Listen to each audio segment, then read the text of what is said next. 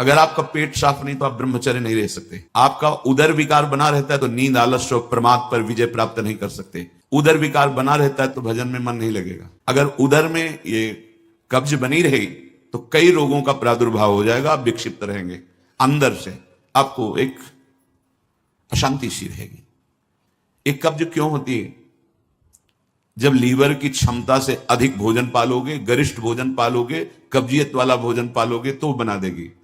होश में सबसे कहते हैं नित्य व्यायाम जैसे भजन आवश्यक है वैसे आवश्यक है। 2-3 किलोमीटर चलना अत्यंत आवश्यक है, चाहे आप उसे अंग्रेजी में ट्रेडमिल है, हाँ ट्रेडमिल, उसमें दौड़ लो, उसमें चल लो, या भैया यहां से छड़ी उठाओ, एक रफ्तार में दौड़ती हो जाओ केसी घाट में, यमुना जी को प्रणाम किया फिर दौड़ते चले आओ। 20 मिनट का कार्य है।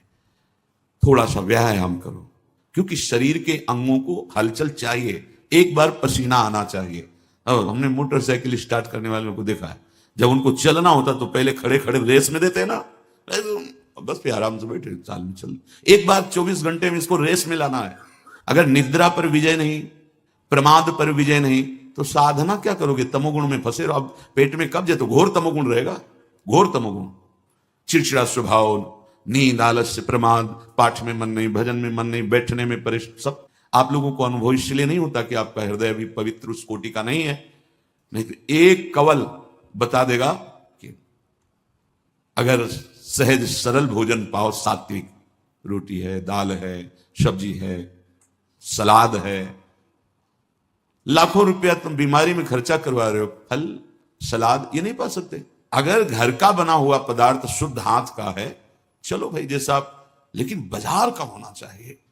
ठीक है, बाहर हम बहुत साफ स्वच्छ बैठकर बेच रहे हैं, लेकिन बनाने वाले कैसे हैं, उनका भाव क्या है, उनकी पवित्रता क्या है? जो बेचारे व्यापार नौकरी आदि में बाहर मारे घूम रहे हैं, उनको किसी न किसी तरह उदर पोषण करना है। पहली बात है हरि प्रसाद कछ दुर्लभ नाही, जो इच्छा करे हो मन माही। उसे ये ना समझे कि भगवान प्रसन्न होकर हमें दे रहे हैं। बच्चे हो, हट करोगे खिलौना पकड़ा देंगे, खेलते रहो, जब रोगे खिलौना फेंक के फिर गले से लगा लेंगे। काहे समय बर्बाद करते हो? पकवान, ये पूड़ी, कचौड़ी, सब्जी, परेठा, गरिष्ठ पदार्थ, और ये जितनी बाजार की चीजें, इनका सीधा कब्ज से संबंध होता है। सीधा ये कब्ज बनाएंगे। आप श्रम तो करते नहीं, घंटा 2 घंटा ऐसा श्रम, तो वो आपके अंग जो है उनमें पावर नहीं रह गया, और आप लादते चले जा रहे हैं। जरूर समय से खाना है। अगर आपको कब्ज हो रही तो छोड़ो, भोजन छोड़ो। अब ऐसी चीजें पाओ, पपीता है, फल है, आप कहोगे सत्संग बहुत जरूरी है ये, क्योंकि हम देख रहे हैं। कैसे भजन करोगे आप लोग? कैसे भजन करोगे जब आपका उदर साफ नहीं है? तो पहली बात, स्वादहीन भोजन आपको महापुरुषों के मार्ग में आगे बढ़ा देगा। स्वादिष्ट भोजन आगे कदम नहीं बढ़ने देगा। ये लिख लो आप कागज में। जिसका भजन में आगे उन्नति करनी है तो भोजन नीरस होना चाहिए, तो भजन सरस, और अगर भोजन सरस तो लिख लो, वजन बढ़ेगा, भजन नहीं, वजन बढ़ेगा।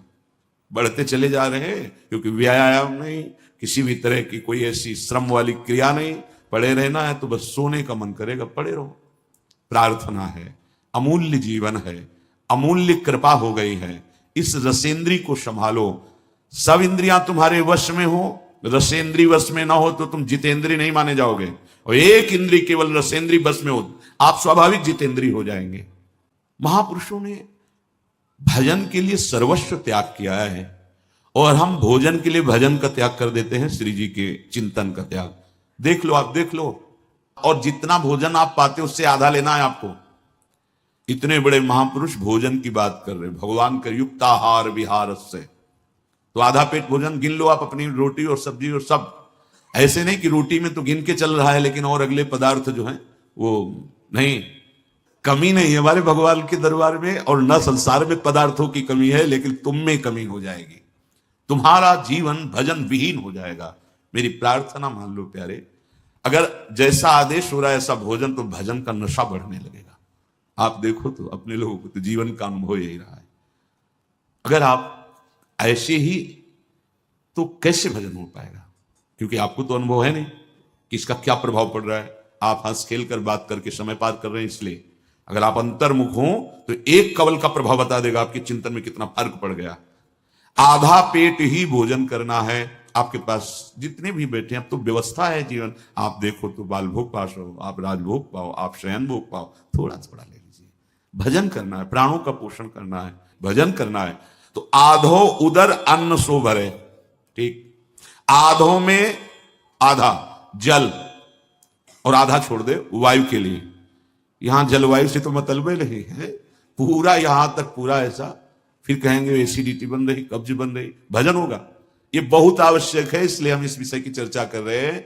आप लोग इस पर ध्यान दीजिए, नहीं दोगे तो आपका भजन नहीं बन पाएगा। और आगे सावधानी के लिए करें, आपको व्यायाम करना है। 10 मिनट कर लीजिए आप व्यायाम, और 2-3 किलोमीटर पैदल चलिए। उपासक का चेहरा अग्नि ज्योतिमय, ज्योतिमय। ऐसा नहीं कि वो सांवला रंग है तो खिल नहीं पा रहा, नहीं, ब्रह्मचर्य और नियम, ऐसे कमल के फूल का जैसा चेहरा हो जाता है उसका, खिल जाता है चेहरा। मुख प्रसन्न तन तेज विराजा, कीन्हे रामचंद्र कर काजा। आधा अन्न और जो आधा बचा उसमें आधे में जल, 3 लीटर जल प्रत्येक शरीर को चाहिए ही चाहिए। उससे शरीर की गर्मी तेजाब लघु शंका से निकलती है और वो कब्ज तोड़ने में सहायक होता है। प्रातः पहला जल बिना कुल्ला किए पीना चाहिए, बिना स्नान आदि किए। शौच के पहले जो हमें जाना है तो हम उसे नियम दिए, कम से कम 500 ग्राम, इसके ऊपर आप जितना ले सके जल, वो भी गुनगुना, मतलब थोड़ा अच्छा गर्म होना चाहिए कि आप आराम आराम से पी सकते हो, पर गर्म है। और वज्रासन में बैठ के, अभी देखो कब्ज नष्ट होती है कि नहीं, बहुत जिसकी कब्ज बन रही, रोज शाम के गर्म जल या गर्म दूध से बताया है कि आप 1 चम्मच छोटी हर पिसी हुई, 1 चम्मच ईशबगोल की भूसी, महीनों लो, सालों लो, वो आपकी आंतों को परिपक्व करके फिर ऐसे कर देगा कि फिर आपको औषधि नहीं चाहिए। ये बहुत साधक के बचाव पक्ष की औषधि है। नहीं आप जैसे एकदम कोई ऐसा कड़ा चूर्ण लें तो आपके ब्रह्मचर्य पर घात हो जाएगा। ये सब अनुभव की बातें हैं। जल आवश्यक है आपकी स्वस्थता के लिए, और वायु आवश्यक है। आधा अन्न और आधे से आधा जल और आधा खाली जो श्वास के। यहां तो बस सावधानी रखो, ये अन्न बढ़ता चला जाएगा आपका खुराक, आपको पदार्थ और अच्छे अच्छे मिलेंगे, क्योंकि आप भगवत प्राप्ति के मार्ग में चले हो, कोई कमी नहीं रहेगी। ये मत सोचो कि ये बर्बाद हो जाएगा, नहीं, तुम अपने बर्बाद होने को बचाओ। अगर एक दिन तुमने ज्यादा ले लिया, बच गया है तो, लेकिन आप अपने उदर में मत डालो। समझो हमारी बात। बहुत से जीव जंतु हैं, बहुत, आप उतना ही लो जितना आप पा सकते हो। और जो परालब्ध शो आवे, ताही को सुख शो बरतावे। भगवत इच्छा से जो आपको मिले, रूखा सूखा, आपकी इच्छा नहीं होनी चाहिए। देखो, इच्छा नहीं है, इच्छा रहित होकर के कुछ भी मिल जाए वो आपको बांध नहीं पाएगा, पक्का। और अगर पकवान आदि मिलता है तो जितना भोजन पाते थे उससे भी आधा कर दीजिए, कभी नुकसान नहीं होगा। लेकिन जितना हम भोजन पाते हैं, जब पकवान आदि मिलते हैं तो उससे डबल कर लेते हैं। बुद्धि है, इसको दबकाओ, कुछ नहीं, उन्हें पूरा जीवन हो गया खाते खाते। बड़ा समझो समझो, हम भगवत भजन करने के लिए आए हैं। पूज्यपाद सिवड़िया बाबा जी महाराज, जब उनको भगवान नर नारायण ने उपदेश किया भगवान शंकर जी के मंदिर में, उस दिन से वो अध्यात्म स्थिति प्राप्त करने के लिए 1 कवल पाते थे। 1 कवल सिर्फ 24 घंटे में, ऐसे ऐसे शनवाली रोटी और इतना जो बोला, एक प्राण पोषण के 1 कवलन अस्थिमात्र हो रहे से, छवि लगी कुटिया में, 18 घंटे पद्मासन में, वर्षों सोए नहीं, लेट करके ऐसे रख लेते ऐसे, और बस उसी में थोड़ी देर ऐसे फिर बैठ गए। मेहनत की इन महापुरुषों ने, शरीर राग, इंद्री राग, भोग राग, इनको विध्वंस कर दिया, तब ऊंचाई पर चढ़े। वैराग्य रहित जीवन में विषयानंद लेते हुए भगवदानंद नहीं मिलता। विषयानंद त्यागी को ही भजन का अनुराग और दिव्यताएं आती हैं। तो जो आपको प्रारब्ध से मिले उसमें बुद्धि रखनी। स्वादिष्ट और पकवान पदार्थ ही केवल अगर है हमारे भोजन में, तो जितना भोजन पाते हैं उससे आधा पाएंगे, और एक बार उपवास करेंगे, दूसरे टाइम पच जाएगा। आप लोग सावधान रहिए। जितनी सुविधाओं के भोक्ता बनोगे उतना ही अंता स्थिति में तुम कमजोर होते चले जाओगे। आप भी बहादुर हो, संसार के मार्ग का त्याग करके, विषयानंद का त्याग करके भगवदानंद में चले हो तो चलो। इच्छा रहित कुछ भी पाओगे, बंधोगे नहीं। जो प्रारब्ध सो आवे, ताही को सुख सो बरतावे। सुखपूर्वक जितना पचा सकते हो या जो स्वीकार करो, वो केवल होश में, विवेक के द्वारा प्रारब्ध के अनुसार भोगा सकते हैं, लेकिन वो भोगवाने के लिए विवश नहीं करेंगे। विवेक के द्वारा आप उनको भोगो या दूसरों को त्याग करके दे दो। तो आपके सामने प्रारब्ध वशात आया, भगवत इच्छा से आ गया, अब भोगो या ना भोगो ये तुम्हारी ऊपर की। अगर भोगे तो योग से वंचित हो जाओगे, और अगर त्याग कर दिए तो शांति पद में, त्यागात शांति अनंतरम, शांति पद में स्थित हो जाओगे। सुख है तो त्याग में है, वैराग्य में है। भगवदानंद का सुख भोग में नहीं है, राग में नहीं है। इस बात को अच्छे से देखो, समय बर्बाद करते चले जा रहे हो। दिव्यताएं नहीं, जो अध्यात्म की ऊंचाई की दिव्यता है वो आना चाहिए। आपने जीवन समर्पित किया है, आप में रंग आना चाहिए। कैसे आएगा? आप दूसरों के दोष देखते हैं, आप निंदा करते हैं, चिड़चिड़ा स्वभाव है, नाक में गुस्सा रखी हुई है, जो मन आए सो, हमारी जो बुद्धि निश्चय करे सो सत्य, ना गुरु के वचन सत्य, ना शास्त्र के वचन सत्य। तो ये संसारी पुरुष का लक्षण है।